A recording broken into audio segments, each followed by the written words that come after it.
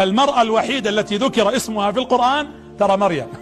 جميع النساء ما ذكر اسمها. امرأة فرعون أختي قالت لأختي قصيه، أم موسى، ما ذكر الله اسما صريحا إلا مريم عليه السلام. وكم مرة ذكر في القرآن من يعرف؟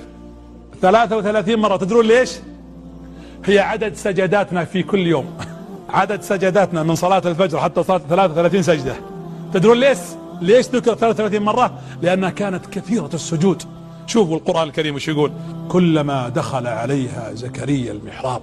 طبعا المحراب هو مكان العبادة، وقيل سمي محرابا لأنها تحارب الشيطان فيه. عندها درع وعندها حماية وعندها قوة في محاربة هذا الشيطان. كلما دخل عليها زكريا المحراب وجد عندها رزقا.